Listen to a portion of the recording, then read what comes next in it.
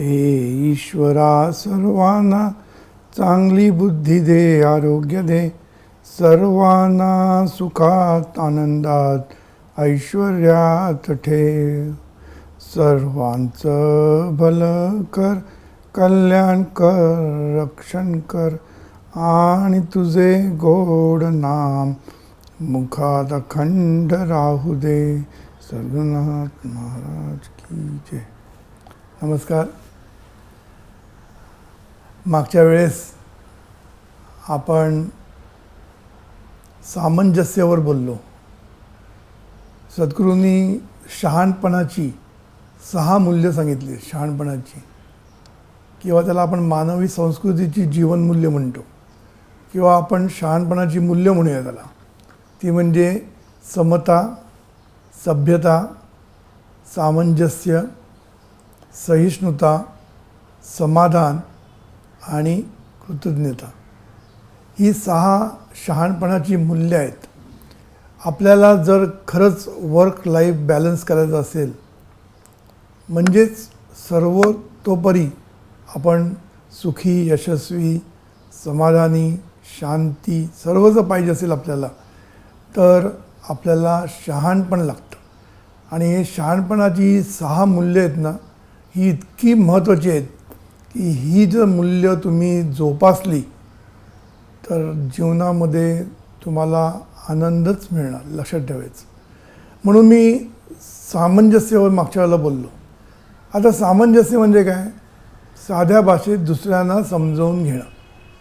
आपण दुसऱ्यांना समजावून घेत नाही, हाच मुख्य दोष आहे. कारण आपण जर बघितलं, 99.99% प्रॉब्लेम्स, समस्या, कौटुंबिक प्रॉब्लेम्स, कॉर्पोरेट प्रॉब्लेम्स, सर्व समस्येचं मूळ कारण आहे ते गैरसमज. प्रत्येक गोष्टीमध्ये माणूस गैरसमज करून घेत असतो. आता मी जेव्हा म्हणतो गैरसमज करून घेतो, याचा अर्थ तो समज करून घेत नाही. साधी गोष्ट आहे. गैरसमज करून घेतो याचा अर्थ समज करून घेत नाही. आता समज करून घेणं म्हणजे इंग्लिशमध्ये त्याला असं म्हणतात, put your self in other man's shoes असं म्हटलेलं आहे. म्हणजे तुम्ही दुसऱ्यांच्या शूजमध्ये पाय घालून बघा, म्हणजे तुम्हाला कळेल काय असतं ते. म्हणून दुसऱ्यांच्या बाजूनी विचार करणं, दुसऱ्यांच्या रोलमध्ये जाऊन त्याला समजावून घेणं हे खूप महत्त्वाचं आहे. पण तेवढंच खूप कठीण पण आहे. कारण एवढा कोणी विचार करत नसतो. दुसऱ्यांच्या बाजूने विचार करणं हे जनरली होत नाही. आणि आपला विचार जो होतो दुसऱ्यांच्याबद्दल, तो नेहमी पूर्वग्रहावर अवलंबून असतो. आपण जे जे करतो ते पूर्वग्रहावर अवलंबून असतं. म्हणून नेहमी म्हणतात ना की 2 माणसं जेव्हा पहिल्यांदा भेटतात तेव्हा ते खूप छानपैकी वागतात, एकमेकाशी हसतात, एकमेकाला म्हणतात की काय माणूस चांगला आहे हो, असं म्हणतो आपण. आणि आपण एकमेकांना भेटतो, सुरुवातीला आपली ओळख होते, त्या ओळखीचं रूपांतर हळूहळू परिचयामध्ये होतं, परिचयाचं रूपांतर हळूहळू सहवासामध्ये होतं, सहवासाचं रूपांतर पुन्हा मैत्रीमध्ये होतं, आणि या मैत्रीचं रूपांतर दुश्मनीमध्ये कधी होईल सांगता येत नसतं. कारण सुरुवातीला माणूस चांगलाच वाटतो प्रत्येक, आणि खरं माणूस चांगलाच असतो प्रत्येक माणूस. आता आपण अपवाद सोडून देऊया, जे मुद्दामून वाईट वागतायत, जे मुद्दामून चोऱ्या माऱ्या करतात, त्यांच्याबद्दल मी बोलत नाही. पण आपण जनरल जी माणसं आपण बघतो, आपल्या सहवासामध्ये येणारी आपण जी जनरल माणसं बघतो ना, ती प्रत्येकजण चांगला असतो. पण परिस्थितीमुळे तो प्रॉब्लेम्स क्रिएट करतो. परिस्थितीप्रमाणे तो खरा चांगलाच असतो. लक्षात ठेवायचं. कोणीच वाईट नसतं. जन्माला आलेला माणूस कोणीच वाईट नसतो. परिस्थितीमुळे त्याला संस्कार होतात, त्याच्यावर संगतीमुळे संस्कार होतात, आणि त्याच्यातनंच चांगले संस्कार किंवा वाईट संस्कार होतात, आणि त्याच्यातनं चांगला माणूस किंवा वाईट माणूस घडत असतो. आणि हे घडता घडता घडता तो आणखीन वाईट होत जातो. हे सगळं घडतं कशामुळे? चांगली परिस्थिती, चांगले संस्कार न झाल्यामुळे. म्हणून हे शहाणपणाचे संस्कार हे प्रत्येकावर होणं गरजेचं आहे. हे जे 6 पैलू आम्ही शिकवतो, या 6 पैलूंचा संस्कार प्रत्येक माणसावर होणं गरजेचं आहे. म्हणून माणूस कधीच वाईट नसतो, पण तो संगतीमुळे म्हणा, संस्कारामुळे म्हणा खराब होत जातो. म्हणून दोन माणसं जेव्हा एकत्र येतात तेव्हा मी नेहमी म्हणतो दोन इगोज एकत्र येत असतात. दोन इगोची टक्कर असते ती, म्हणजे दोन अहंकार एकमेकांना भिडत असतात.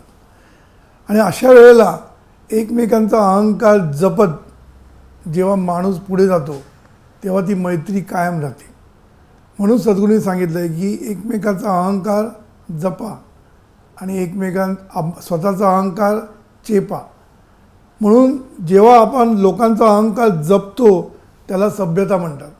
जो माणूस लोकांना मान देतो, अहंकार जपणं म्हणजे काय हो, लोकांना मान देणं, लोकांचा सन्मान करणं, लोकांना योग्य ती ट्रीटमेंट देणं, यालाच आपण मान देणं म्हणतो. म्हणून दुसऱ्यांचा अहंकार जपणं म्हणजे सभ्यता आणि स्वतःचा अहंकार चेपणं म्हणजे नम्रता, असं मी सांगितलं. तर सांगायचा मुद्दा काय की आपण जेव्हा दोन इगोज जेव्हा टक्कर होते, दोन अहंकाराची टक्कर होते, तेव्हा एकमेकाचे अहंकार सांभाळणं हे आपलं काम असतं, लक्षात ठेवायचं. म्हणून एकमेकांना मान देणं, एकमेकांचे अहंकार सांभाळणं याला खूप महत्त्व आहे. आणि मग काय होतं, हळूहळू फ्रिक्शन निर्माण होतं आणि मग एकमेकांच्या अपेक्षा, एकमेकाबद्दलच्या अपेक्षा, आपलं मत दुसऱ्यांवर लादण्याचा आग्रह आणि मग त्याच्यातनं निर्माण होणारे गैरसमज, त्याच्यातनं निर्माण होणारा पूर्वग्रह, त्या पूर्वग्रहातनं पुन्हा निर्माण होणारा गैरसमज, अशा रीतीने ही साखळी चालू राहते आणि मग वैमनस्य यायला लागतं. दोन जीवाभावाची मित्र मी बघितलेले आहेत की ते दुश्मन झालेले आहेत. माझ्या ओळखीमध्ये दोन मित्र, एवढे मित्र जानी दोस्त, त्यांनी एकत्र बिझनेस सुरू केला आणि नंतर एवढे दुश्मन झाले की एकमेकांच्या मुलांच्या लग्नाला पण गेले नाहीत. जवळजवळ राहून, एकाच बिल्डिंगमध्ये राहून ते एकमेकांच्या लग्नाला पण जात नव्हते. एवढी दुश्मनी का वाढते? जर मैत्री झाली त्याच्याशी, त्यासाठी तो मुलगा चांगला असला पाहिजे माणूस, मग मैत्रीची रूपांतर दुश्मनीमध्ये का होतं? कारण गैरसमज, हे लक्षात ठेवा. एकमेकाबद्दलचे गैरसमज वाढत जातात आणि त्याच्यातनं दुश्मनी होते. म्हणून एकमेकांना समजून घ्यायला शिकलं पाहिजे. संपूर्ण जीवनामध्ये जर तुम्ही ही एक गोष्ट केली की एकमेकांना समजून घेण्याचा प्रयत्न केला तर तुमचे प्रॉब्लेम्स खूप कमी होत जातील, तुमचे नातेसंबंध चांगले राहतील. आणि याला मेन म्हणजे एकमेकांना समजून घेणं. आणि म्हणून एकमेकांना समजून घेण्यासाठी आपलं हृदय थोडंसं मोठं लागतं. त्यांनी काहीतरी केलं की लगेच त्याचं कन्क्लुजन करणं आपण आपण जजमेंटल जास्त होतो. आपण एखादी गोष्ट घडली की त्याच्यामध्ये आपण जजमेंट देतो आणि हे जजमेंट कसं असतं, पूर्वग्रहावर अवलंबून असतं. त्याच्याशी माझं चांगलं असेल, त्याचं आणि माझं चांगलं असेल तर मी काय म्हणणार, त्याच्याकडनं चुकून झालं आहे, तो मुद्दाम करणंच शक्य नाही, त्याच्याकडनं चुकून झालं, किंवा त्याला असं म्हणायचंच नव्हतं, असं मी त्याची बाजू घेऊन त्याची वकिली करीन. तेच जर माझा पूर्वग्रह खराब असेल एखाद्याबद्दल तर मग मी काय करीन, मुद्दामून केलं, मला माहीत होतं तो असंच करणार, आतापर्यंत त्यांनी असंच केलेलं आहे. म्हणजे आपण जे पूर्वग्रहामधनं जे समज किंवा गैरसमज निर्माण करतो त्याच्यातनंच आपली रिलेशन्स घडतात किंवा बिघडतात, हे लक्षात ठेवायचं. म्हणून सामंजस्य याला खूप महत्त्व मी देतो, सामंजस्याला. म्हणून कधीच इमिजिएटली जजमेंटल होऊ नका, कन्क्लुजन काढू नका. तुम्ही नेहमी त्याची बाजू समजावून घ्या. मी आता एवढं कॉर्पोरेट आयुष्य जगलेलो आहे, सामाजिक काम करताना मी एवढं कार्यामध्ये लोकांना भेटलेलो आहे. मला नेहमी दोन्ही बाजू जेव्हा कळतात तेव्हा मला कळतं की दोन्ही बाजूला गैरसमज झालेले आहेत, अंडरस्टँडिंग कमी आहे. आणि मग मला ते स्वच्छ दिसतं, कारण मी दोन्हीकडे बघत असतो. मी जेव्हा अलिप्त असतो तेव्हा मी दोन्हीकडे बघू शकतो आणि जो त्याच्यामध्ये घुसलेला असतो आतमध्ये तो दोन्हीकडनं बघू शकत नाही. म्हणून अलिप्तपणे बघता आलं पाहिजे आपल्याला, हे लक्षात ठेवा. परमार्थात म्हणा किंवा प्रपंचामध्ये अलिप्तपणा हा शब्द खूप महत्त्वाचा आहे. म्हणून आपण जेव्हा अलिप्तपणे बघतो एखाद्या माणसाकडे किंवा एखाद्या प्रॉब्लेम्सकडे, एखादा प्रॉब्लेम निर्माण झाला की आपण तो अलिप्तपणे त्या प्रॉब्लेमकडे बघता आलं पाहिजे. आणि कोणी केलं याच्यापेक्षा जो प्रॉब्लेम काय, कसा झाला, का झाला, ही माहिती जर घेतली तर त्याच्यातनं प्रॉब्लेम सॉल्व होणं सोपं जातं. म्हणजे आपला फोकस नेहमी प्रॉब्लेमवर असला पाहिजे, माणसांवर असता कामा नये. आपल्या कॉर्पोरेट लाईफमध्ये बघा, कधी कुठलीही गोष्ट घडली, काही झालं प्रॉब्लेम, की आपण कोणी केलं ह्याला खूप मदत देतो. त्याला बोलवून घ्या, त्याला साहेबांकडे घेऊन जा, त्याला फायरिंग व्हायला पाहिजे, हे सगळं आपण का करतो? तर तो प्रॉब्लेमपेक्षा तो कोणी केला ह्याला महत्त्व आपण जास्त देतो. आणि मग खरं म्हणजे त्याला तुम्ही प्रॉब्लेमवर जास्त महत्त्व दिलं तर तुम्हाला तो प्रॉब्लेम सॉल्व होऊ शकतो. कारण दुसरा कोणतरी जो प्रॉब्लेम करतो तो सुद्धा मुद्दाम कोणीच करत नसतं. एक लक्षात ठेवा, कोणीच कुठलीच गोष्ट मुद्दाम करत नसतं. जनरल पब्लिकबद्दल म्हणतो, सामान्य जन आहेत ते कोणीच मुद्दाम करत नसतं.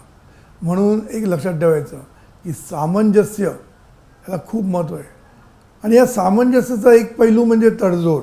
लक्षात ठेवा, तडजोड म्हणजे काय, की सामंजस्यामध्ये काय आहे, माझं हित पण मी जपणार, तुझं हित पण जपणार, याला सामंजस्य म्हणतात. मी माझं बघीन, तू गेली खड्ड्यात, याला सामंजस्य म्हणत नाही. सामंजस्य म्हणजे काय, तुझं पण भलं आणि माझं पण भलं, असा जो वागतो ना त्याचं भलं होत असतं आयुष्यभर.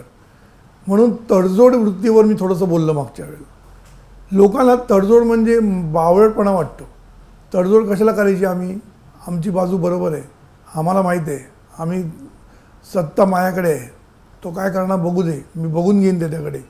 हे असली वाक्य करून चालत नाही. कारण सत्ता आज तुझ्याकडे आहे, उद्या त्याच्याकडे जाऊ शकते, हे लक्षात ठेवायचं. आणि मग तो तुझ्यावर उलटू शकतो. म्हणून सत्ता असतानासुद्धा जो तडजोड करू शकतो तो खरा महान. म्हणून आपण तडजोड करायची म्हणजे काय, स्वतःचा स्वार्थ सोडायचा नाही. कारण स्वार्थ हे सत्य म्हणून सांगितलं सद्गुरूंनी. स्वार्थ हे सत्य आहे. प्रत्येकाला माझं, मी आणि माझं याचंच महत्त्व आहे. मला मिळालं पाहिजे असं प्रत्येकाला वाटतं.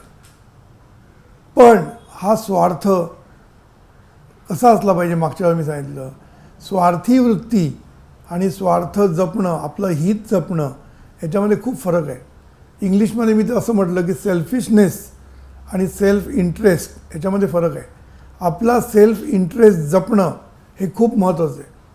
असं नाही की माझं त्याग कम्प्लिटली, माझं काय वाटेल ते उद्या पण मी दुसऱ्यांचं चांगलं करणार, हे सद्गुरूंना अपेक्षित नाही आहे. सद्गुरू नेहमी सुवर्ण मध्य याला महत्त्व देतात. सद्गुरू असं म्हणत नाही की तुझं काही होऊ दे, तू त्याचं चांगलं कर, नाही. सद्गुरू इवन दान देताना म्हणतात की दान देताना आपलं सांभाळून दे, सगळं काढून देऊ नकोस. म्हणून सद्गुरू हे प्रॅक्टिकल सांगतात. म्हणून तडजोडमध्ये माघार नाही आहे, तडजोडमध्ये बावळटपणा नाही आहे, तडजोडमध्ये एक शक्ती आहे आणि तडजोड ही युक्ती आहे. लक्षात ठेवायची. तडजोड म्हणजे काय, विजयासाठी पहिली स्टेप म्हणजे तडजोड. लक्षात ठेवा. तुम्हाला जर विजयी व्हायचं असेल तर लाँग टर्म बेनिफिटमध्ये कधीकधी शॉर्ट टर्ममध्ये आपल्याला माघार घ्यायला लागते. का, तर लाँग टर्म बेनिफिटसाठी. म्हणून तुम्ही जेव्हा आपलं विजन मोठं असतं तेव्हा कधीकधी आपल्याला माघार पण घ्यायला लागते, कधीकधी तडजोड करायला लागते. तर ती करणं म्हणजे आपलं माघार घेणं नाही किंवा अपयश नाही येते. म्हणून तडजोड जेव्हा तुम्ही सत्तेवर असताना करता तेव्हा तुम्ही सत्ता गेल्यानंतर तरी लोक तुम्हाला मान देतात, हे लक्षात ठेवायचं. म्हणून तडजोड करताना माझं हित मी जपणारच आणि तुझं हित पण मी जपणार. तुम्ही म्हणा हे कसं शक्य आहे, दोघांचं हित जपणं शक्य नाही, कोणाचं तरी एकाचं हितच जपू शकतं, असं नसतं. सुवर्णमध्य जी गोष्ट आहे ना ती अशी आहे ना की दोघांनाही चांगलं देऊ शकते, दोघांनी चांगलं देऊ शकते. आता फॉर एक्झाम्पल मॅनेजमेंटमध्ये डील्स करतात निरनिराळे, सप्लायरबरोबर डील करतात, कॉन्ट्रॅक्टरबरोबर डील करतात. तेव्हा मॅनेजमेंटमध्ये असं म्हटलं जातं की win lose, lose win, lose lose, win win असं म्हटलं जातं. असे 4 प्रकार सांगितले जातात. की लूज लूज म्हणजे डीलिंगमध्ये दोघेही हरतात, म्हणजे डील होतं पण दोघांनाही लॉस होतो. कधी कधी काय होतं, विन लूज म्हणजे एक जिंकतो म्हणजे एकाला फायदा होतो आणि एक निराश होतो पण डील करतो तो. लूज लूजमध्ये काय होतं, दोघेही लूज होतात आणि कधी कधी डील पण होत नाही त्यांचं. म्हणून शेवटी आहे ना डील होणं महत्त्वाचं असतं. म्हणून दोन्हीमध्ये ॲग्रीमेंट झालं तरच आपण पुढे जाऊ शकतो. ऑफिसमध्ये प्रत्येक गोष्टीमध्ये डील्स असतात, सप्लायरबरोबर डील्स करायला लागतात, तेव्हा त्याला बार्गेनिंग म्हणतात. आता ही बार्गेनिंग करणं हे जेव्हा सत्तेमध्ये जे असतात लोक, जी कंपनी मोठी असते, कॉर्पोरेट ग्रुप मोठा असतो, तो आपल्या काय म्हणतात त्याला इम्पॉर्टन्सवर दुसऱ्यांना दाबत जातो. आणि मी कॉर्पोरेटचा भरपूर अनुभव घेतलेला आहे आणि मी तुम्हाला खरं सांगतो, तुम्ही किती सप्लायरला पिळा डील करताना, नंतर तो तुम्हाला बरोबर शिकवतो. तो तुम्हाला क्वालिटीमध्ये तरी मारतो, नाहीतर टाईममध्ये तरी मारतो, पिरियडमध्ये. म्हणून जेव्हा आपण टेंडर्स ओपन करतो तेव्हा काही लोक सांगतात आम्ही 10 दिवसात करू, दुसरा म्हणतो मी 5 दिवसात करीन. पण खरं म्हणजे तो 5 दिवसात करणारा म्हणतो ना, तो शेवटी 10 दिवसाचं करून देतो, करू शकत नाही 5 दिवसामध्ये. हे सगळं मी बघितलेलं आहे, कारण मी प्रोजेक्ट्समध्ये काम केलेलं आहे. प्रोजेक्ट्समध्ये एकाने सांगितलं मी 12 महिन्यात पूर्ण करतो, दुसरा म्हणतो मी 10 महिन्यात करतो. शेवटी तो 10 महिन्यात करतच नाही, तो 12 महिने लावतोच. म्हणून सांगितलं डीलमध्ये जर जिंकलं, टेबलावर जिंकलं तर जीवनात हरतो. टेबलावर जिंकेल तो, पण नंतर तो ऑफिसमध्ये हरतो, कारण तो टायमात पूर्ण करू शकत नाही आणि शेवटी त्याला बॉसकडनं हे मिळतोच. सांगायचा मुद्दा काय की तुम्ही जेव्हा सुवर्णमध्ये साधता, दोघांचाही विचार करतात, तर दोघे एकमेकांचा विचार करून तो प्रोजेक्ट सक्सेसफुल कसा होईल, चांगला कसा होईल, गुणवत्ता कशी राखता येईल, याच्याकडे दोन्ही लक्ष देतात आणि होऊ शकतं. म्हणून तुम्ही एक लक्षात ठेवा, कॉर्पोरेटमध्ये तुम्ही सगळे काम करणारे लोक आहात. कॉर्पोरेटमध्ये पिळून काढण्याच्या गोष्टी करू नका. पिळून काढलं ना तो तुम्हाला बरोबर शिकवतो धडा. म्हणून आपण एकमेकांना कसं सांभाळणं, याचा अर्थ त्याला खूप प्रॉफिट देणं असं नाही, पण त्याला तो पण जगला पाहिजे आणि आपण पण जगलं पाहिजे. दोन्हीचा विचार जर तुम्ही केला आणि मग बार्गेनिंग केलं तर तुम्ही खरंच जिंकता आयुष्यामध्ये. म्हणून इथपर्यंत मॅनेजमेंट टेक्निकनी सांगितलं की विन विन, म्हणजे दोघांनाही विन व्हायला पाहिजे. पण सद्गुरू त्याच्याही पुढे गेलेत. सद्गुरूने सांगितलं विन ऑल. विन ऑल म्हणजे काय, विन विन होऊन समाजाला धोकादायक होऊ शकतं. फॉर एक्झाम्पल तुम्हाला देतो, डॉक्टर आणि पॅथॉलॉजिकल लॅबोरेटरीज यांचं जेव्हा डील होतं तेव्हा त्यांच्यामध्ये त्याला कट प्रॅक्टिस म्हणतात. काहीच डॉक्टर करतात, सगळे डॉक्टर करतात असं मी म्हणत नाही, पण जे काही करतात, ज्या काही पॅथॉलॉजिकल लॅबोरेटरी कट देतात, त्याच्यामुळे दोघांमध्ये डील होतं. पण फसतो कोणतं, कस्टमर, पेशंट त्याच्यामध्ये मार खातो. म्हणजे समाज भरडला गेला याच्यामध्ये. पण हे दोघांचं डील मस्त झालं, विन विन. हा पण खुश, तो पण खुश. सांगायचा मुद्दा काय, नंतर कॉन्ट्रॅक्टर, बिल्डर आणि आर्किटेक्ट हे दोघे एकमेकांशी डील करतात. आर्किटेक्ट बिल्डरचं पास करतो सगळं, कारण ज्याचा बंगला असतो, ज्याचं बिल्डिंग असतं, त्याला काहीच कळत नसतं. तो आर्किटेक्टवर अवलंबून असतं की तो चेक करणार सगळं. पण आर्किटेक्ट काय करतो, त्याच्याबरोबर डील करतो. आणि मग ह्याच्यामध्ये काय होतं, सब स्टँडर्ड क्वालिटीचं बिल्डिंग तयार होतं. लोकांना त्रास होतो, लोकांना लिकेज मिळतं. हल्ली तर बघितलं आहे, ब्रिज तुमचे कोसळतात, म्हणजे चालू असतानाच कोसळतात, नंतर जाऊन दे. आणि ब्रिटिशांनी बांधलेले ब्रिज 100 वर्ष चाललेले आहेत, 100 वर्ष. आणि काही ब्रिज 100 वर्ष झाल्यानंतर ब्रिटिशांकडनं आता आपल्याला लेटर्स आलेली आहेत. म्हणजे किती त्यांचं ॲडमिनिस्ट्रेशन पक्कं आहे बघा. त्यांच्याकडे अजून ती नोंद आहे की त्यांनी ब्रिज कधी बांधला, त्याचं लाईफ काय, ह्याची नोंद त्यांच्याकडे अजून आहे. आणि त्यांनी आपल्याला कळवलेलं आहे, आपल्या गव्हर्नमेंटला, की हे ब्रिजचं लाईफ संपलेलं आहे, 100 वर्ष झालेली आहे, लाईफ संपलेलं आहे, आता तुम्ही त्याच्यावर ॲक्शन घ्या. हे त्यांनी कळवलेलं आहे आपल्याला, तरी आपण ॲक्शन घेत नाही. हे आपलं कर्तृत्व आहे. सांगायचा मुद्दा काय की हे जे असतं, दोघांचं डील चांगलं होऊ शकतं, विन विन होऊ शकतं, पण समाज भरडला जाऊ शकतो, देश भरडला जाऊ शकतो. आपल्या देशाची गुपितं आपण हेराला दिली, दोघे जिंकू शकतात. याला पैसे मिळाले, त्याला गुपित मिळालं, पण देश हरला, हे लक्षात ठेवायचं. म्हणून कधीकधी मी कंपन्या बघितलेल्या आहेत की जे वाईट पाणी असतं, केमिकल्सनी भरलेलं पाणी, हे सरळ समुद्रात सोडून देतात किंवा नाल्यामध्ये सोडून देतात. त्यांनी दुसऱ्यांकडे रोगराई होऊ शकते. समुद्रामध्ये पाणी खराब होऊ शकतं. खरं म्हणजे ते जे वेस्ट वॉटर असतं ते खरं ट्रीट करून द्यायला लागतं, पण ट्रीटमेंटसाठी पैसा लागतो. मग तो कोण खर्च करणार? म्हणून गपचूप ते पाणी फेकून दिलं की ट्रीटमेंटचा पैसा वाचला. आणि आपल्याकडे सुद्धा जे इन्स्पेक्शन जातात तिथे कानाडोळा करतात आणि पुन्हा ते पण पैसे कमवतात. म्हणजे ह्याच्यामध्ये विन विन ही सिच्युएशन बऱ्याच ठिकाणी असते कॉर्पोरेटमध्ये. पण ह्याच्यामध्ये भरडला जातो तो समाज. समाज म्हणजे कोण? तुम्ही आणि आम्हीच. आपल्याला वाटतं आपण ते डील केलं. असं मागे एकदा गोष्ट वाचली होती मी की सिमेंटमध्ये दुसरं काहीतरी मिक्स करून ब्रिज बांधला आणि तो ब्रिज जेव्हा पडला तेव्हा त्या कॉन्ट्रॅक्टरचा मुलगा मेला. शेवटी ते सगळं आपल्याच अंगावर येतं, लक्षात ठेवायचं. आपल्याला वाटतं आपण तेव्हा पैसे कमवले, पण समाज जेव्हा भरडला जातो ना तर त्याचं रिॲक्शन किंवा त्याच्याकडनं जे काय म्हणतात जे तुम्ही पाप करता त्याचं तुम्हाला रिॲक्शनही मिळतेच, कुठल्या ना कुठल्या ती प्रमाणात मिळत असते. तो एक वेगळा विषय खरं म्हणजे आपण ही दुष्कर्म करताना आपण ती कर्म करतो त्याचं आपल्याला फळ मिळतच असतं. त्यामुळे आपण आयुष्यामध्ये दुःखी होतच असतो. म्हणून हे जेव्हा आपण डील करतो तेव्हा तडजोड वृत्ती ठेवायची. म्हणजे काय? सर्व जिंकले पाहिजे. तू जिंकला पाहिजे सप्लायर, मी ॲज हे मॅन्युफॅक्चर जिंकलो पाहिजे, कस्टमर जिंकले पाहिजे, एम्प्लॉईज जिंकले पाहिजे, समाज जिंकला पाहिजे, देश जिंकला पाहिजे. असा जेव्हा तुम्ही वृत्ती ठेवता तेव्हा तुम्ही खरे जिंकतात, खऱ्या अर्थाने जिंकता. हे लक्षात ठेवा. खरं विन तेच आहे जेव्हा तुम्ही विन ऑल करता तेव्हा. म्हणून त्या दृष्टीने जर तुम्ही विचार केला तर तुम्ही जेव्हा दुसऱ्यांचा विचार करताना तर दुसरे तुमचा विचार करता, हे लक्षात ठेवायचं.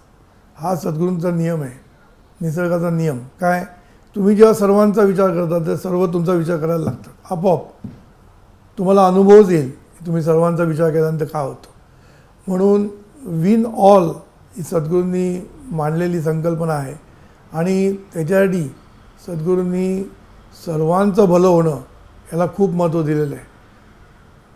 म्हणून तुम्ही जेव्हा कुठल्याही परिस्थितीमध्ये असता, तुमच्याबरोबर कॉम्पिटिटर जरी असले तरीसुद्धा त्याचं शुभचिंतनच करायचं आयुष्यभर. तुम्ही कॉम्पिटिटर्सला ची वाट लागू द्या असं कधी म्हणू नका, लक्षात ठेवा. आपण नेहमी सर्वांचं भलंच चिंतन करायचं असतं. त्याच्यातनं आपल्यालाच फायदा असतो आयुष्यामध्ये. आपल्याला जे सद्गुरूंनी शिकवलं आहे ना, जीवनविद्या ही सगळी आहे ना, ही सेल्फ इंटरेस्ट जपण्यासाठीच आहे, स्वतःचं हित जपण्यासाठीच आहे आणि स्वतःचं कल्याण साधण्यासाठीच आहे. पण स्वतःचं कल्याण साधण्यासाठी इतरांचा विचार केला तरच स्वतःचं कल्याण साधता येतं. इतरांचा विचार न करता साधायचा प्रयत्न केला तर तुमचं कल्याण नाही साधणार, तुम्हाला प्रॉब्लेम निर्माण होईल, लक्षात ठेवा. म्हणून तडजोड वृत्ती कुठेही भावाभावामध्ये, मी सांगितलं प्रॉपर्टी मॅटर्स. आज प्रॉपर्टीचे केसेस जर बघितल्या तुम्ही तर मॅक्झिमम प्रॉपर्टी केसेस आपल्या ह्याच्यामध्ये पडलेले आहेत, कोर्टामध्ये पडलेले आहेत. कोकणामध्ये तर असं म्हणतात की प्रत्येकाची घरामध्ये केस असतेच, प्रॉपर्टी केस कोकणामध्ये. म्हणून लोक म्हणतात तुम्हाला जर पत्ता पाहिजे असेल तर कोर्टामध्ये तुम्हाला मिळेल प्रत्येकाचा पत्ता, कारण प्रत्येकाची कुठली ना कुठली तरी प्रॉपर्टीची केस तिथे आहेच. ह्याला कारण का? तडजोड वृत्ती नाही. तुला पण मिळालं पाहिजे, मला पण मिळालं पाहिजे ही वृत्ती नाही. म्हणजे आपलं काय असतं, तुला नाही मला नाही घाल कुत्र्याला, अशी आपली परिस्थिती असते. म्हणून प्रॉपर्टीच्या बाबतीत आपण काय करतो, तुला नाही मला नाही घाल कोर्टाला, ही आपली वृत्ती असते. म्हणून ह्या वृत्तीने जर तुम्ही राहिला तर तुम्हाला आयुष्यामध्ये ती प्रॉपर्टी वापरता येणार नाही आणि प्रॉपर्टी काय वरती घेऊन जाता येत नाही. त्यामुळे कुठलीच गोष्ट वरती घेऊन जाता येत नाही. त्यामुळे तुम्हाला जे काय पाहिजे ना ते जीवनात मिळालं पाहिजे. जीवन संपल्यानंतर मिळून काही फायदा नाही. प्रॉपर्टीचा निकाल लागला धरून चला, तुम्ही मेल्यानंतर प्रॉपर्टीचा निकाल लागून तुम्हाला सगळी प्रॉपर्टी मिळाली तरी तुमची मुलं मजा करतील, मुलं नसतील तर दुसरे लोक मजा करतील. त्यामुळे त्या प्रॉपर्टीची तुम्हाला काही मजा मिळणार नाही. पण तडजोड वृत्ती दाखवली तर प्रॉपर्टी पण मिळेल लवकर, जे काय थोडंसं इथे होईल पण निदान ती प्रॉपर्टी एन्जॉय करता येईल तुम्हाला. रिलेशन चांगली राहतील भावाभावांची. आणि रिलेशन जेव्हा तुम्ही जपता, नाती जपता, तेव्हा तुम्हाला आयुष्यामध्ये खूप एन्जॉय करता येतं. आणि वरती काही घेऊन जाणारच नाही तुम्ही शेवटी, तर एन्जॉय करून गेलेलं बरं ना आयुष्यामध्ये. म्हणून तडजोड वृत्तीला सद्गुरूंनी सगळ्यात महत्त्व दिले. मग आता क्वालिटीमध्ये तडजोड करायची की नाही? कुठेच नाही. क्वालिटी हे आपल्या कस्टमरचं हित आहे, लक्षात ठेवायचं. राष्ट्राचं हित आहे, समाजाचं हित आहे त्याच्यामध्ये. त्यामुळे क्वालिटीमध्ये सुद्धा तडजोड होता कामा नये. आता क्वालिटीमध्ये तडजोड कुठे करता येईल? कारण मी आता क्वालिटी प्रोफेशनल आहे, तेव्हा मला माहिती आहे की कधी कधी तडजोड करायला लागते. संपूर्ण माल परफेक्शनमध्ये असणं कठीण असतं. 100% परफेक्ट असा माल क्वचित असतो. म्हणजे हल्ली ऑटोमेशन झाल्यामुळे मॅक्झिमम चांगलं मिळतं आहे, पण तरीसुद्धा कधीतरी प्रॉब्लेम होऊ शकतो. मी एक गोष्ट वाचली होती. एक मूर्तिकार होता. तो मूर्ती करता करता त्याला ती सगळी मूर्ती झाली, तर त्यांनी ती मूर्ती बाजूला करून पुन्हा नवीन मूर्ती करायला घेतली. तर तो जो कस्टमर होता तो काय बोला, तुझी मूर्ती झाली आहे तर दे ना मला ती, कशाला तू बाजूला ठेवली ती? नाही, तो मला त्याच्यामध्ये थोडासा डिफेक्ट आहे. तर त्यांनी सगळं बघितलं, त्याला कुठेच डिफेक्ट दिसला नाही. तो बोला छान आहे, मला आवडली आहे. नाही म्हणे, त्याच्या मागे कुठेतरी असा एक स्क्रॅच गेलेला आहे, म्हणजे एक लाईन गेलेली आहे कुठेतरी. ती लाईन दिसत पण नव्हती कोणाला, त्याला पण दिसत नव्हती. तर तो कस्टमर काय बोलला, अरे ती लाईन मला पण दिसत नाही, तुला कोणाला दिसणार नाही, तू कशाला ती देत नाही मला? तर मला दिसते ना, तुम्हाला दिसू नको, पण मी मूर्तिकार आहे, मला ती लाईन दिसते आणि मला त्याच्यामध्ये बरोबर क्वालिटी नाही हे मला कळतं आहे आणि मी क्वालिटीच देणार तुम्हाला. आता हा हट्ट आहे ना कधी कधी जास्त. म्हणजे त्यांनी केलं, छान वाटलं, आपण सगळ्यांनी टाळ्या वाजवल्या या गोष्टीवर त्या मूर्तिकारासाठी. पण ह्याच्यासाठी मूर्तिकाराला केवढ्या गोष्टी कॉम्प्रोमाइज करायला लागल्या. त्याची एक मूर्ती फुकट गेली, टाईम फुकट गेला, सगळं फुकट गेला. एवढं अति करण्याची पण गरज नसते, लक्षात ठेवायचं. कारण मी आता क्वालिटी असताना मी काय बघायचो, फंक्शनली ते चांगलं असलं पाहिजे. लक्षात ठेवा, कुठलाही प्रॉडक्ट फंक्शनली चांगला चालला असेल आणि जर कुठे इथे जर असं झालेलं असेल, ॲस्थेटिकली म्हणतात त्याला, ॲस्थेटिकली थोडंसं तडजोड करू शकतो आपण, पण फंक्शनली तडजोड नाही करायची. तेव्हा आपण तडजोड कुठे करायची क्वालिटीमध्ये ते पण आपण ठरवलं पाहिजे, जेणेकरून फंक्शनली त्रास होता कामा नये कोणाला. ब्रिज बांधताना ब्रिजचं स्ट्रेंथ सगळ्यात महत्त्वाची. ब्रिजचं कुठेतरी कलर खराब झाला असेल दॅट इज नॉट इम्पॉर्टंट, पण ब्रिजची स्ट्रेंथ ही सगळ्यात महत्त्वाची. रस्ता बनवताना रस्त्यावर खड्डे पडणार नाही ही काळजी घेणं हे सगळ्यात महत्त्वाचं. म्हणून आपण तडजोड क्वालिटीमध्ये कुठे करायची आणि कुठे नाही करायची हे लक्षात ठेवायचं. मॅक्झिमम आपल्याला 100%च द्यायचा असतो प्रॉडक्ट, पण कधीतरी प्रॉब्लेम झाला तर ॲस्थेटिकली तुम्ही थोडीशी तडजोड करू शकता, पण फंक्शनली तुम्ही तडजोड करू शकत नाही. कारण फंक्शनली तुम्ही केलं तर त्याचा कोणालाही त्रास होण्याची शक्यता असते. आणि कोणाला तरी म्हणजे समाजाला, आणि समाजामध्ये आपण येतो हे लक्षात ठेवायचं. समाजाला त्रास होतो म्हणजे आपल्याला त्रास होतो हे लक्षात ठेवायचं. म्हणून तडजोड जी करायची असते ती करताना सुवर्ण मध्य म्हणजे तुझं पण हित, माझं पण हित, समाजाचं पण हित, राष्ट्राचं पण हित, हे सगळं समजून तुम्ही जेव्हा डिसिजन्स घेता तेव्हा तुम्हाला बेस्ट क्वालिटी मिळते, बेस्ट काम होतं, टायमात काम होतं, सगळं काही चांगलं होऊ शकतं हे लक्षात ठेव. म्हणून तडजोड वृत्ती स्वीकारणं हे सर्वांगाने फायदेशीर आहे. तडजोड वृत्ती महत्त्वाची आपण बघितलंच, पण एक लक्षात ठेवायचे तर गुणवत्तेमध्ये मी जेव्हा म्हटलं क्वालिटी ऑफ द प्रॉडक्ट, गुणवत्तेमध्ये मी तडजोड नको म्हटलं, पण तडजोड करायचीच असेल तर मी सांगितलं की ॲस्थेटिक जे एरर्स आहेत ते आपण बाजूला ठेवू शकतो, पण फंक्शनल एरर्स ठेवू शकत नाही. म्हणून तुम्ही परफेक्शनिस्ट, आता परफेक्शनिस्ट शब्द आहे की काही लोक परफेक्शनिस्ट असतात. आता मी जे उदाहरण दिलं तो मूर्तिकार परफेक्शनिस्ट होता, पण परफेक्शनिस्ट आणि शांतता एकत्र नांदू शकत नाही हे लक्षात ठेवा. आपण तडजोड वृत्तीचं महत्त्व बघितलं आणि गुणवत्तेमध्ये किंवा क्वालिटीमध्ये तडजोड वृत्ती कशी वापरायची हे पण मी सांगितलं. की करायचंच असेल तर ॲस्थेटिक प्रॉब्लेम्स त्याच्यामध्ये थोडीशी तडजोड करता आली तर चालेल, पण फंक्शनली त्या प्रॉडक्टमध्ये कुठलाही प्रॉब्लेम असता कामा नये, हे महत्त्वाचं. पण ह्याचा अर्थ ॲस्थेटिकमध्ये काही करा असं मी सांगत नाही आहे. परफेक्शनिस्ट व्हायचा प्रयत्नच केला पाहिजे. पण जे लोक परफेक्शनिस्ट असतात, म्हणजे मगाचा मूर्तिकार मी ते सांगितलं, तो इतका परफेक्शनिस्ट होता की त्याला त्रास व्हायचा आयुष्यामध्ये.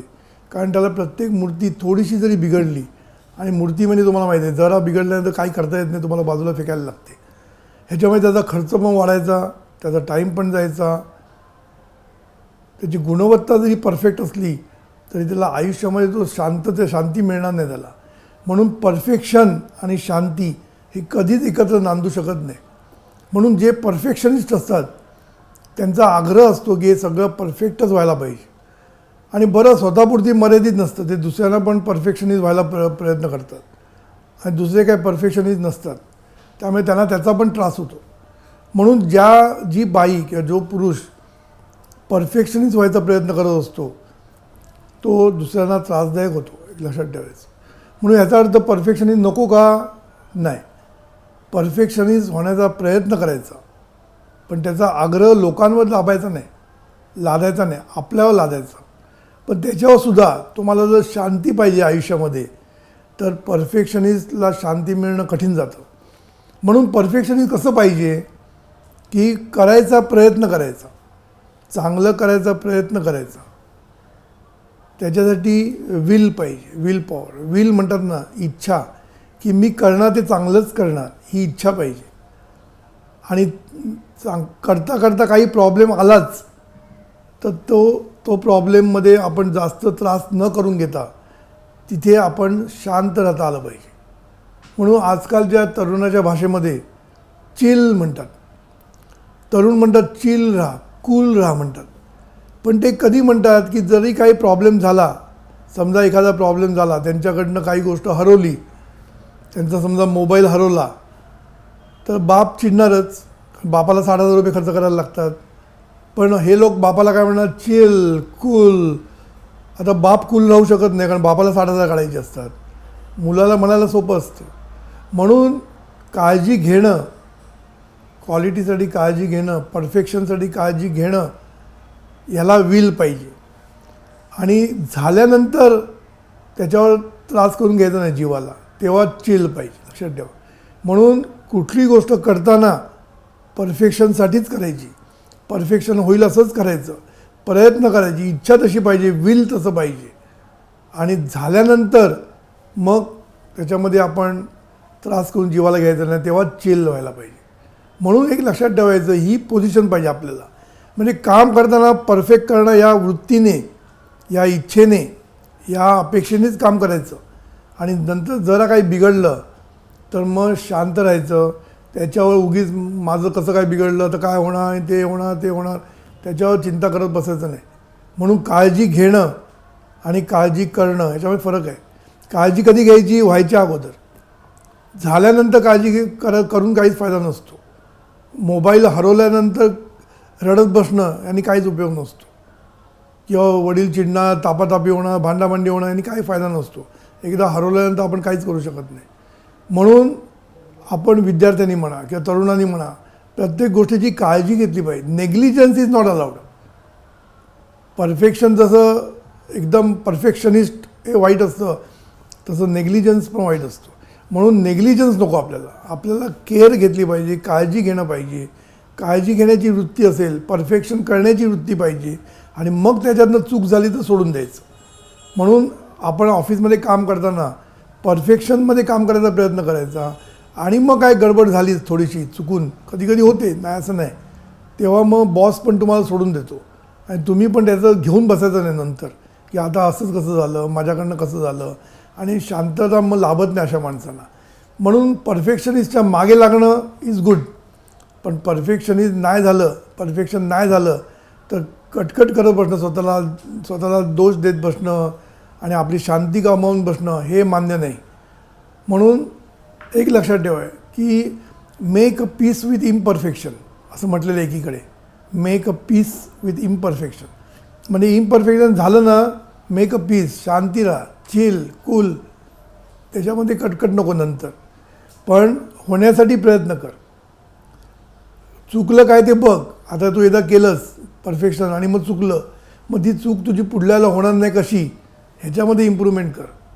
त्याच्यामध्ये आणि चांगलं कसं करता येईल ह्याच्यामध्ये इम्प्रूव्हमेंट कर. पण ते झालं त्याच्यावर किटकिट करत बसलास किंवा दुसऱ्यांनी केलं म्हणून त्याला किटकिट करत बसला तर घरामध्ये शांतता लागणार नाही. म्हणून लक्षात ठेवा, make a peace with imperfection but you should have will to make a perfection. हे लक्षात ठेवायचं. You should have a will. Perfection करण्याचा प्रयत्न करायचाच. Why not. एका जॅपनीज कंपनीमध्ये, खरं खोटं मला माहीत नाही, पण जॅपनीज कंपनीमध्ये एक गोष्ट सांगितली जाते की ती परफेक्शनिस्ट होती कंपनी. तर तिला अमेरिकेने ऑर्डर पाठवली, 1,00,000ची ऑर्डर पाठवली आणि त्याच्यामध्ये त्यांनी असं लिहिलं की 1,00,000मध्ये 3 डिफेक्टिव्ह ॲक्सेप्टेड. 1,00,000 तुम्ही जर प्रॉडक्ट मला पाठवलं तर त्याच्यामध्ये 3 डिफेक्टिव्ह ॲक्सेप्टेड. तर झालं ऑर्डर, त्या माल आला तर त्या मालमध्ये 3 डिफेक्टिव्ह पीस वेगळे ठेवले होते आणि तिथे लिहिलं होतं हे 3 डिफेक्टिव्ह मुद्दाम बनवलेले तुमच्यासाठी, तुम्हाला 3 डिफेक्टिव्ह पाहिजे होते म्हणून, कारण आम्ही एकही डिफेक्टिव्ह बनवत नाही. आता ह्याच्यामध्ये खरं खोटं किती आहे किंवा त्याच्यामध्ये अतिशयोक्ती किती आहे बाजूला ठेवून द्या, पण त्याच्यामध्ये सांगायचा मुद्दा काय की जपाननी त्यांना दाखवून दिलं की आम्ही परफेक्शनिस्ट आहोत. 3 डिफेक्टिव्ह तुम्हाला जर पाहिजे असतील तर आम्ही 3 वेगळे बनवून तुम्हाला पाठवून देतो. तर सांगायचा मुद्दा इकडे की परफेक्शनसाठी प्रयत्न केले पाहिजे आणि मग 2-3 झाले तर दॅट इज ॲक्सेप्टेबल, असा अर्थ असतो क्वालिटीमध्ये. म्हणून आपण क्वालिटीमध्ये म्हणजे आयुष्य ही प्रत्येक गोष्ट आपण क्वालिटी जगली पाहिजे. आयुष्य जीवन हे आपलं क्वालिटी असलं पाहिजे. क्वालिटी असलं पाहिजे म्हणजे काय, सुख समाधान शांती लाभली पाहिजे. नाहीतर घरामध्ये बाई किंवा पुरुष इतका परफेक्शनिस्ट असतो की जरा जरी इकडे तिकडे झालं तर घरामध्ये घर डोक्यावर घेतलं जातं. त्यामुळे काय होतं माहिती आहे, दुसरे पण हैराण होतात. स्वतःचं परफेक्शन झालं नाही तर स्वतःला दोष देत बसतात, स्वतःला त्रास देत बसतात आणि त्याचा राग दुसऱ्यांवर काढत बसतात आणि दुसऱ्यांनी जर परफेक्शन केलं नाही तर बघायलाच नको. म्हणून make a peace with imperfection असं म्हटलेलं आहे. झालं imperfection okay, chill, cool, but त्याचा अर्थ वाटेल ते करणं असं नाही. परफेक्शनसाठी प्रयत्न करणं, चुका शोधून काढणं काय झालं, त्या चुकामध्ये इम्प्रूव्ह करणं पुढल्या वेळेला, हे अपेक्षित आहे आयुष्यामध्ये. असं जर तुम्ही वागला ना तर you will have a peace and you will have a perfection also, both. Because continuous improvement will make you perfect in long run. हे लक्षात ठेवा. आपल्या चुका काय होतात, का होतात हे बघितलं तर त्या चुका हळूहळू कमी होत जातात आणि तुम्ही परफेक्शनकडे तुमची वाटचाल तयार होते. म्हणून तुम्ही परफेक्शन पण साधू शकता आणि पीस पण मिळू शकता आयुष्यामध्ये. तर तुमची वृत्ती अशी पाहिजे, परफेक्शन बनवण्याची वृत्ती आणि नाही झालं तर समजून घेण्याची वृत्ती, सामंजस्य तिकडे पण. ओके, कोणीतरी प्रॉब्लेम केला, ओके अंडरस्टँड, तिथे मग नंतर काही बोलून उपयोग नसतो. एक लक्षात ठेवा. आमच्याकडे अजून एक गंमत सांगतो. कॉर्पोरेटमध्ये आम्हाला मॅनेजमेंटमध्ये शिकवायची की तुम्ही 100% परफेक्ट रिपोर्ट जर मीटिंग नंतर आणून दिला, बोर्ड मीटिंग नंतर, तर त्याचा काही उपयोग नाही. बोर्ड मीटिंगला जेव्हा तुम्हाला रिपोर्ट लागतो तो जर तुम्ही 100% रिपोर्ट बनवला आणि टायमामध्ये दिला नाही आणि बोर्ड मीटिंग संपली तर त्या परफेक्शनचा काहीही उपयोग नाही. मग असं म्हणतात की 95% करेक्ट चालेल पण तो वेळेवर आणून दे, जेणेकरून त्या बोर्ड मीटिंगमध्ये त्याचा उपयोग होईल. कारण शेवटी काय, त्या रिपोर्टमधनं त्यांना कन्क्लुजन्स काढायचे असतात. तर थोडी इथे तिथे कन्क्लुजन होऊ शकतात, स्टॅटिस्टिक्स थोडं इथे तिथे होऊ शकतं, पण ह्याचा अर्थ काय, परफेक्शनसाठी मागे लागून तुम्ही जर लेट रिपोर्ट दिला तर उपयोग नाही. टायमातच द्यायला पाहिजे, वेळेवर देणं गरजेचं आहे. म्हणून कुठे वेळ पाळायची, कुठे परफेक्शन करायचं आणि इम्परफेक्शन झाल्यानंतर कसं वागायचं, सर्वांना आयुष्यामध्ये महत्त्व आहे. कॉर्पोरेट लाईफमध्ये सगळ्या गोष्टीचं महत्त्व आहे. म्हणून तडजोड, इथे पण तडजोडच आहे. थोडंसं परफेक्शन नाही झालं तर तडजोड सोडून द्यायला शिकायला पाहिजे आणि परफेक्शन करण्यासाठी प्रयत्न केला पाहिजे. तर असं हे संपूर्ण सामंजस्याचं जे म्हणतो ना मी, की सामंजस्य असलं की गैरसमज कमी होतात. गैरसमज कमी झाले की नातेसंबंध चांगले होतात. तुम्ही नातं चांगली टिकवली तर तुम्ही सक्सेसफुल होतात. शांती मिळते, समाधान मिळतं, माणसाचं लाईफ खूप सुंदर होऊन जातं. म्हणून सामंजस्याला महत्त्व सद्गुरूंनी दिलेलं आहे. आता पुढलं म्हणजे सद्गुरूंनी सहिष्णुता घेतलेली आहे. सहिष्णुता म्हणजे इंग्लिशमध्ये त्याला टॉलरन्स म्हणतात. टॉलरन्स म्हणजे काय, तुमच्याकडे सहनशक्ती पाहिजे, तुम्ही सहिष्णू असलं पाहिजे. कुठल्याही गोष्टीसाठी तुम्ही सहिष्णू असलं पाहिजे. सहिष्णू असणं म्हणजे काय, तुम्ही त्याच्यासाठी तुम्हाला काय म्हणतात ते सहन करण्याची शक्ती पाहिजे. आता सहन करण्याची शक्ती ही गोष्ट काही लोकांकडे सहन करण्याची शक्तीच नसते. इमिजिएटली ते वैतागतात, इमिजिएटली ते काय म्हणतात संतापतात आणि एवढे संतापतात की ते स्वतःला त्रास करून घेतात जीवाला. कधी आत्महत्या करण्यापर्यंत त्यांची मदत पोहोचते. म्हणजे सहनच होत नाही कुठल्या गोष्टीचं. कधी त्याच्यातनं वाईट गोष्टी निर्माण होतात. एक गोष्ट मी वाचली होती की लहान मूल नवीन गाडीच्या बाजूला बसलं होतं.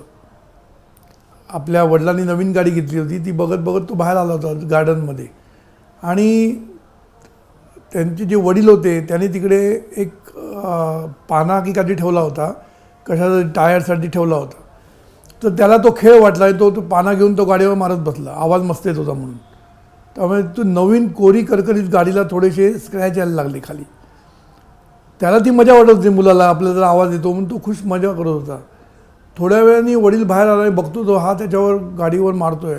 तो एवढा संतापला, कारण नवीन गाडी घेतली होती, कोरी करकरीत गाडी, त्यामुळे राग येणं साहजिक आहे. तर संतापला तो आणि त्याने तोच पाना की जो हातोडा होता तो त्याच्या मुलाच्या बोटावरच मारला. चिडून मारल्यामुळे काय झालं, त्याची बोटं, लहान मुलाची बोटं एकदम निकामी झाली आणि ती काढून टाकायला लागली.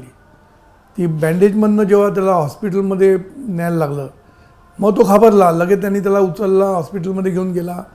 त्याला जी काय ॲक्शन घ्यायची ती नंतर घेतली त्यांनी, पण त्याच्यामुळे त्याची बोटं गेली. आणि मग जेव्हा त्याच्याकडे बोटं नव्हती तेव्हा त्या मुलांनी आपल्या बापाला विचारलं, किती निरागस असतात मुलं, बाबा माझी बोटं परत कधी येणार. तेव्हा बापाला स्ट्राईक झालं. ती गाडी नवीन घेता आली असती, ते जे स्क्रॅच होते ते काढून टाकता आले असते, पण ही बोटं पुन्हा मिळणार नाही त्याला. ते ऐकून त्याच्या हृदयाला एवढा धक्का बसला की त्याने जाऊन आत्महत्या केली वडिलांनी. सांगायचा मतलब काय की ही जी सहनशक्ती नसेल तर आयुष्यामध्ये आपण खूप काही गोष्टीला मुकतो आणि आपण त्रास करून घेतो जीवाला आणि कधी त्याच्यातनं आपल्याला लॉस होतो खूप मोठा.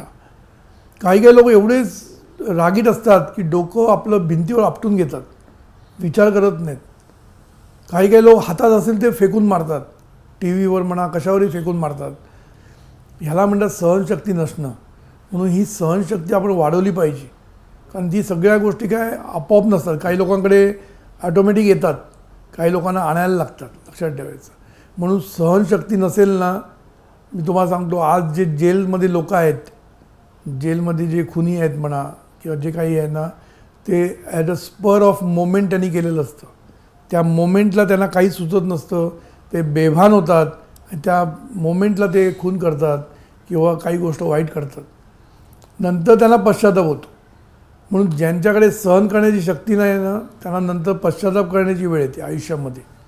म्हणून ही पश्चाताप करण्याची वेळ आपल्याला येऊ नये म्हणून आपल्याला सहनशक्ती आपली वाढवली पाहिजे. आणि सहन म्हणजे काय, नुसता राग नाही, आपल्याला दुसऱ्यांचं यश पण पाहवत नाही. आपण दुसऱ्यांचं यश, दुसऱ्यांची समृद्धी, दुसऱ्यांचं भलं झालेलं आपल्याला पाहवत नाही. आपल्याला त्याचं पण ते पचत नाही, आपल्याला त्याचा पण आपल्याला राग येतो. म्हणून सहन करणं म्हणजे काय, सगळ्या गोष्टी सहन केल्या पाहिजे. ओपिनियन्स, मतं. मी असं बघितलं आहे की साध्या गोष्टीवरनं, आमच्याकडे कॉलेजमध्ये असताना आम्ही गावस्कर चांगला की विश्वनाथ चांगला ह्याच्यावरनं सुरू. विश्वनाथच्या जातीचे लोक होते साऊथ इंडियन, ते विश्वनाथच चांगला म्हणायचे. महाराष्ट्रीयन लोक म्हणायचे गावस्करच चांगला. त्यांच्यावर उगीच त्याच्यावर काय म्हणतात त्याला मतभेद सुरू व्हायचे आणि भांडणापर्यंत पोचायचं. म्हणजे गावस्कर घरी आराम करतो आहे, विश्वनाथ घरी आराम करतो आहे. गावस्करने आपली मुलगी विश्वनाथला दिली, आपली बहीण विश्वनाथला दिली. ते दोघे शांत आहेत, मजा मारत आहेत आणि इथे लोक भांडत आहेत. म्हणजे दुसऱ्यांचं मत पण स्वीकार करता येत नाही आपल्याला. दुसऱ्यांचं मताला सुद्धा आपण सन्मान करू शकत नाही दुसऱ्यांच्या मताचा. म्हणून दुसऱ्याच्या मताचा पण सन्मान केला पाहिजे आपल्याला. दुसऱ्यांना प्रत्येकाला एक ओपिनियन असतं, हे लक्षात ठेवलं पाहिजे. चुकीचं असेल पण सन्मान केला पाहिजे. सन्मान करायचं म्हणजे काय, ऐकून पहिलं घ्यायचं. सन्मान करायचं म्हणजे पहिलं त्याचं मत ऐकून घ्यायचं आणि हळूहळू त्याला समजावून सांगायचं की तुझं मत कसं चुकीचं आहे. मग तो ऐकण्याच्या परिस्थितीमध्ये असतो. तुम्ही मत सांगण्याच्या अगोदर त्याला सांगितलं चुकीचं आहे तर तो ऐकण्याच्या मनस्थितीत नसतो आणि तो त्या मताशी चिकटून बसतो तो आणि कसाच तो त्या हलत नाही. म्हणून तुम्हाला जर जी मतं परिवर्तन करायचं असेल तर पहिल्यांदा यस टेक्निक वापरलं पाहिजे. तुझं म्हणणंच बरोबर आहे, तू म्हणतं ते परफेक्ट आहे असं म्हणत मग त्याच्या म्हणण्यातला फोलपणा काय आहे, त्या म्हणण्यामध्ये काही चुका कशा आहेत त्या हळूहळू त्याला दाखवून दिल्या तर तो ते ॲक्सेप्ट करायला तयारी असते त्याची आणि तो ॲक्सेप्ट करतो आणि मग त्याच्यातनं मतं परिवर्तन होऊ शकतं. म्हणून सद्गुरू नेहमी म्हणतात की मूर्तीमध्ये देव नाही आहे हे जरी तुम्हाला माहीत असलं तरी जाऊन लोकांसमोर बोलू नका की मूर्तीमध्ये देव नाही, मूर्ती हे नाही असं बोलू नका. कारण मूर्ती हे प्रत्येकाचं एक काय म्हणतात त्याला, प्रत्येकाला एक पूजनीय गोष्ट असते. त्यांना ती पूजा करण्यासाठी मूर्ती लागते आणि त्यांचं ज्ञान त्यांना जोपर्यंत मिळत नाही की मूर्तीत देव नसून देव आपल्याच हृदयामध्ये कसा आहे हे जोपर्यंत समजत नाही तोपर्यंत त्याच्या भावना दुखवण्यात पॉईंट नसतो. म्हणून त्याला मूर्ती हे प्रतीक आहे. प्रतीक म्हणून तू त्याची पूजा कर, मूर्तीमध्ये अडकू नको. हे हळूहळू त्याला समजावून सांगून मग त्याला खरा देव कुठे आहे, खरा देव कसा आहे हे जेव्हा आपण सांगतो ना तेव्हा तो जीवनविद्येमध्ये येतो आणि रमतो. पण जर तुम्ही पहिल्यांदा सांगितलं कसली मूर्ती पूजा करतो, काय करतो, कसली कर्मकांड असं म्हणायचं नाही.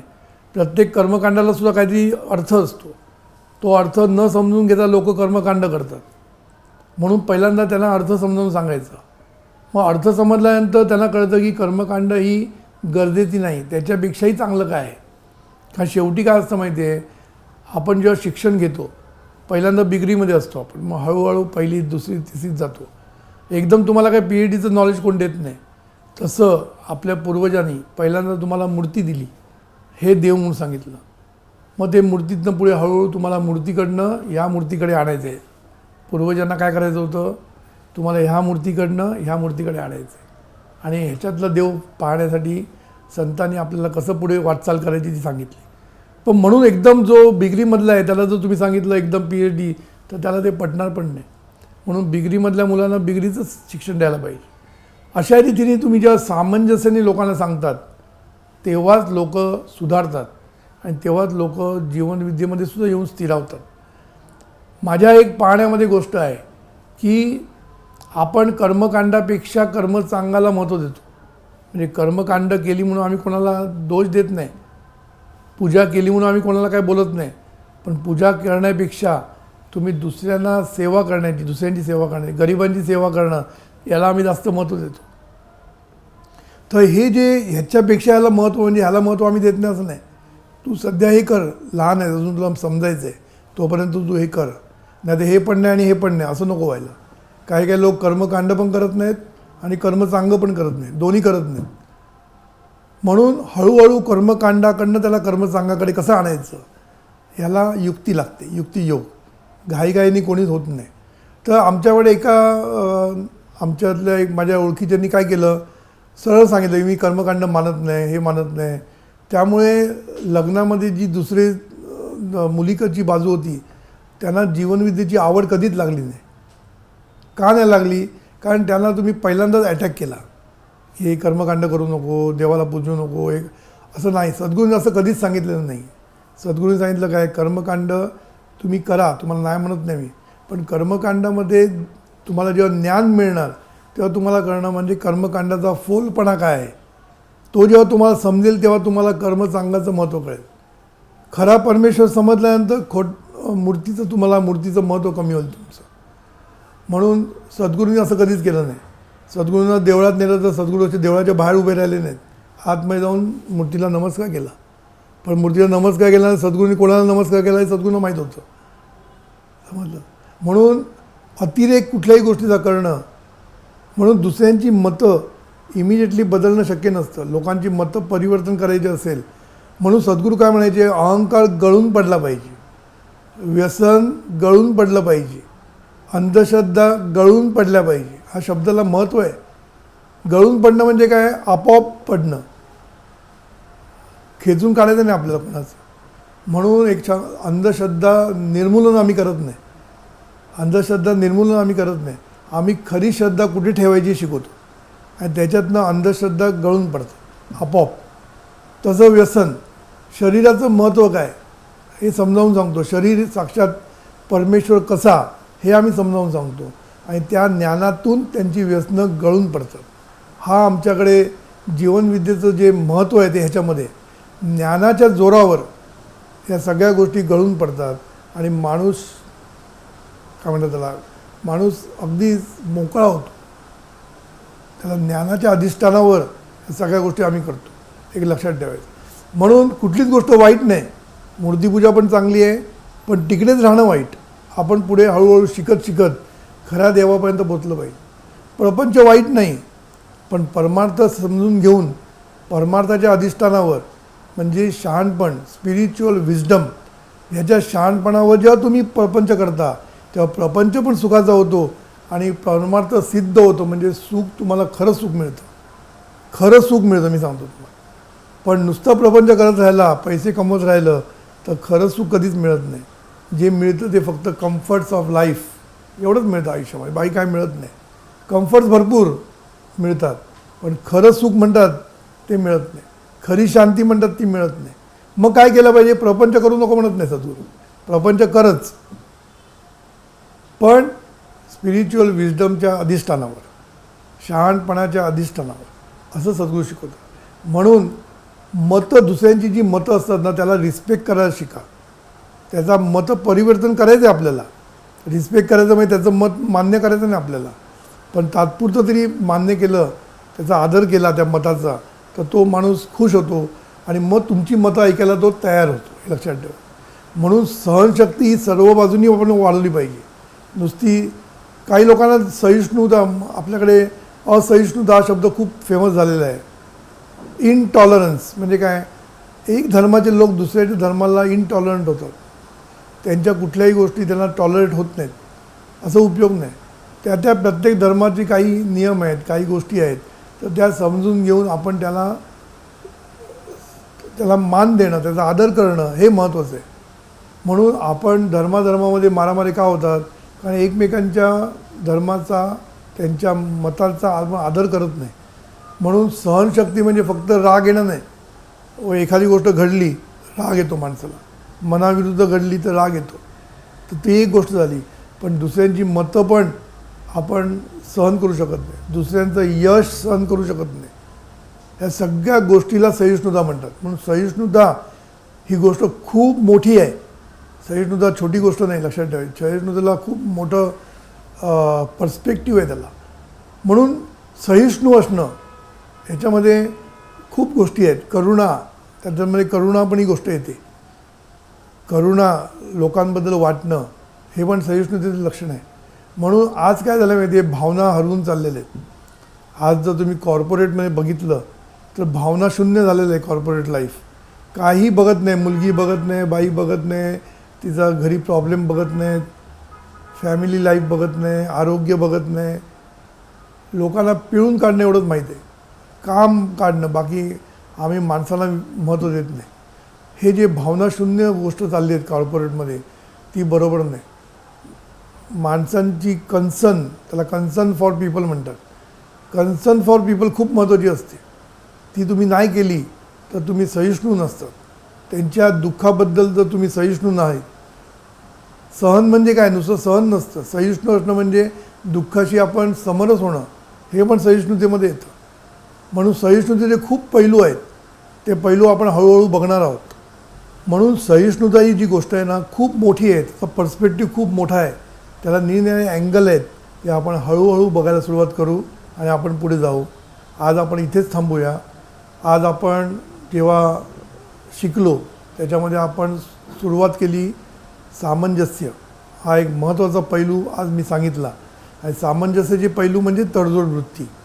तडजोड कुठे करायची, कुठे नाही करायची, कुठे थांबायचं, कुठे नाही थांबायचं, ह्या सर्व गोष्टी आपण डिस्कस केल्या. त्याच्यानंतर आपण सहिष्णुतेवर गेलो आणि हळूहळू आपण सहिष्णुतेबद्दल सुद्धा आणखीन बोलणार आहोत. ते आपण आता पुढल्याला बोलू. नमस्कार. आता पुढला वेबिनार आपला 20 ऑगस्टला आहे. सकाळी 10 वाजता आपण पाहायचं आहे. ते पाहायला विसरू नका. तुम्हाला मी जे सांगतो याच्यामध्ये तुम्हाला काहीही वाटलं, तुम्हाला त्याच्यावर प्रश्न असतील, काही असेल तर तुम्ही मला नक्की कळवा. त्याच्यासाठी आपली लिंक तुम्हाला दिलेली आहे. त्याप्रमाणे तुम्ही मला कळवा. तुमच्या प्रश्नाची उत्तरं मी देत जाईन. नमस्कार.